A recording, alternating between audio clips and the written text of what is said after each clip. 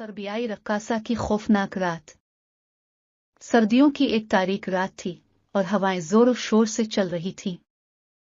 शहर के मशहूर पार्क के पास एक पुरस्कार माहौल था, जहां हर तरफ खामोशी छाई हुई थी। कहा जाता था कि इस पार्क में रात के वक्त एक सर्बियाई रक्कासा की रूह भटकती है। लोगों ने बताया था कि वो रक्कासा रात के अंधेरे में रक्स करती है और जो भी इसे देखता है वो कभी वापस नहीं आता। शहर का एक नौजवान नाम शाहिद अपनी बहादुरी के किस्से मशहूर थे। शाहिद को ये कहानियां सुनकर कभी खौफ महसूस नहीं हुआ। एक दिन उसने फीला किया कि वो इस पार्क में रात गुजारेगा और सच्चाई मालूम करेगा।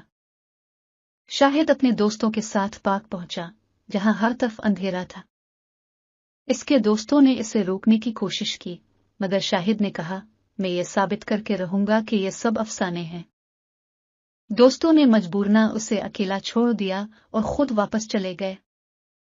शाहिद पार्क के अंदर दाखिल हुआ और अपनी टार्च रोशन की। पार्क के दरख्त और पत्ते हुआ के जोर से हिल रहे थे। शाहिद ने कदम आगे बढ़ाए और पार्क के वस्त में पहुंच गया। अचानक इसने एक मध्यम सी रोशनी देखी जो पार्क के एक कोने से आ रही थी। शाहिद ने रोशनी की तरफ बढ़ना शुरू किया। रोशनी के करीब पहुंचकर उसने देखा कि एक औरत सफेद लिबास में मलबूस धीरे धीरे रक्स कर रही थी। शाहिद ने सोचा, ये तो कोई मामूली औरत है, ये कहानियां झूठी हैं। वो औरत के करीब गया और पूछा, तुम कौन हो और यहां इस वक्त क्या कर रही हो? औरत ने मुड़कर शाहिद की तरफ देखा। उसकी आंखें सुर्ख और चेहरा सफेद था। शाहिद का दिल जोर से धड़कने लगा, मगर वो पीछे नहीं औरत हटा। ने मध्यम आवाज में कहा, मेरा नाम नीना है, मैं सर्बिया से हूं। शाहिद ने हैरानी से पूछा, तुम यहां क्या कर रही हो? नीना ने रोते हुए कहा, मैं यहां फंसी हुई हूं, मुझे इस दुनिया से आजाद कर दो। शाहिद ने हिम्मत जमा की और कहा, मैं तुम्हारी मदद कैसे कर सकता हूं? नीना ने कहा, तुम्हें मेरे साथ एक खास रक्स करना होगा जो मेरी रूह को आजाद कर देगा। शाहिद ने नीना की बात मानने का फैसला किया। नीना ने शाहिद को रक्स के चंद मखसूस हरकत सिखाए। शाहिद ने नीना के साथ रक्स करना शुरू किया, मगर हर कदम के साथ उसे अजीब व गरीब महसूसात होने लगे। रक्स के दौरान पार्क का माहौल और भी खौफनाक हो गया। दरख्तों की शाखें हुआ के जोर से टूटने लगें और हुआ में सरसराहट की आवाजें गूंजने लगें। शाहिद ने अपनी पूरी तवज्जो रक्स पर मरकूज रखी। अचानक नीना ने एक जोरदार चीख मारी और जमीन पर गिर गई। शाहिद ने भागकर उसे उठाने की कोशिश की, मगर नीना की रूह इसके जिस्म से निकलकर हुआ में तहलील हो गई। शाहिद ने हैरत से देखा कि नीना की जगह एक खूबसूरत रोशनी ने ले ली, जो आहिस्ता आहिस्ता आसमान की तरफ बुलंद हो गई। नीना की रूह ने शाहिद का शुक्रिया अदा किया और कहा, तुमने मुझे आजाद कर दिया, अब मैं सुकून पा सकती हूं। शाहिद ने पार्क से बाहर निकलने की कोशिश की, मगर पार्क का माहौल अभी भी पुरस्कार था। अचानक इसे अपने पीछे किसी के कदमों की आवाज सुनाई दी। शाहिद ने मुड़कर देखा तो एक और साया उसकी तरफ बढ़ रहा था। साया और करीब आया तो शाहिद ने देखा कि ये नीना की ही शक्ल थी, मगर उसका चेहरा अब मस्ख हो चुका था। नीना ने कहा, तुमने मुझे आजाद कर दिया, मगर अब तुम्हें मेरी जगह लेनी होगी। शाहिद ने खौफजदा होकर पीछे हटने की कोशिश की, मगर नीना की रूह ने इसे पकड़ लिया।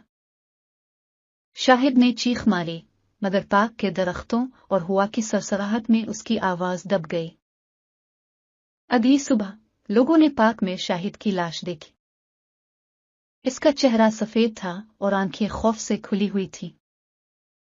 शहर के लोग इस वाकये से और भी खौफजदा हो गए। अब किसी में भी हिम्मत नहीं थी कि वो इस पार्क में रात गुजारे। ये कहानी हमें ये सबक देती है कि बाज़ औक़ात कुछ कहानियां हकीकत पर मबनी होती हैं और हमें उनसे सबक सीखना चाहिए।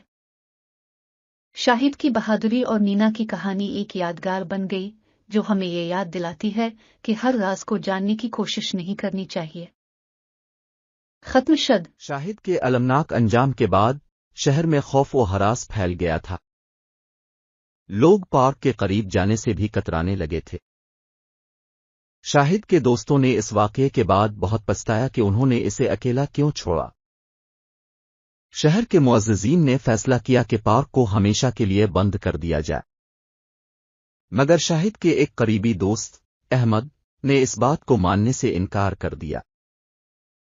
احمد کو یقین تھا کہ کوئی نہ کوئی طریقہ ضرور ہوگا جس سے اس بدرو کو ہمیشہ کے لیے ختم کیا جا سکے۔ احمد نے شہر کی پرانی لائبریری کا رخ کیا۔ وہاں پرانے کتابوں کے درمیان اس نے سربیائی رقاصہ نینا کے بارے میں معلومات جمع کرنا شروع کی۔ کتابوں میں لکھا تھا کہ نینا کو ایک ظالم راجا نے بے وفائی کے الزام میں قتل کر دیا تھا۔ اس کی روح نے بدلہ لینے کے لیے اس پارک کو اپنا مسکن بنا لیا تھا۔ احمد نے طے کیا کہ وہ اس روح کو ہمیشہ کے لیے آزاد کرے گا۔ اس نے رات کے وقت پارک جانے کا ارادہ کیا اور اپنے دوستوں سے کہا، مجھے اس مشن میں تمہاری مدد کی ضرورت ہے۔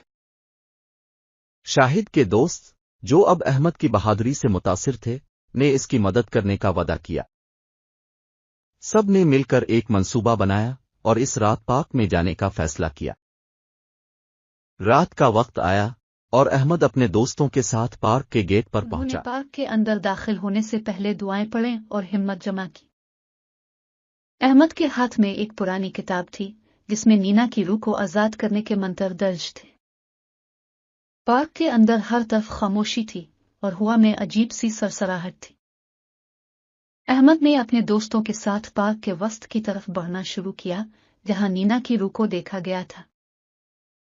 جب وہ پارک کے وسط میں پہنچے تو اچانک ایک سرد ہوا کا جھونکا آیا۔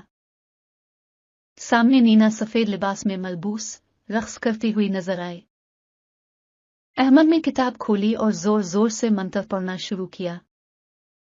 نینا نے غصے سے احمد کی طرف دیکھا اور چیخ ماری، تم یہاں کیا کر رہے ہو؟ احمد نے بغیر ڈرے منتر پڑھتے رہنے کا عزم کیا۔ نینا نے اپنے ہاتھ اٹھائے اور ہوا میں تحلیل ہونے کی کوشش کی، مگر منتر کی طاقت نے اسے روکے رکھا۔ نینا نے احمد کے دوستوں پر حملہ کرنے کی کوشش کی، مگر احمد نے اپنے دوستوں کو ہمت دلائی اور کہا، ہمیں اکٹھے رہنا ہوگا اس کی روح کو آزاد کرنے کے لیے۔ نینا کی چیخیں اور بھی زوردار ہو گئی، مگر احمد نے منتر پڑھنا نہیں چھوڑا۔ اچانک ایک زوردار روشنی پھیلی اور نینا کی روح نے ایک آخری چیخ ماری۔ نینا کی روح نے احمد کی طرف دیکھا اور دھیرے دھیرے تحلیل ہو گئی۔ پارک کے ماحول میں سکون چھا گیا اور درختوں کی سرسراہٹ بھی رک گئی۔ احمد اور اس کے دوستوں نے سکون کی سانس لی۔ انہوں نے محسوس کیا کہ پارک اب بدرو سے پاک ہو چکا ہے۔ اگلے دن احمد اور اس کے دوستوں نے شہر کے لوگوں کو اس کامیابی کی خبر دی۔ شہر کے لوگ ان کی بہادری کی تعریف کرنے لگے اور پارک کو دوبارہ کھولنے کا فیصلہ کیا۔ یہ کہانی ہمیں یہ سبق دیتی ہے کہ اگر ہم متحد ہو کر کسی مشکل کا سامنا کریں تو ہم کامیابی حاصل کر سکتے ہیں۔ شاہد کی قربانی اور احمد کی بہادری ایک مثال بن گئی جو ہمیں یہ سکھاتی ہے کہ خوف کا سامنا کرنا اور دوسروں کی مدد کرنا ہمارے فرض میں شامل ہے۔ ختم شد۔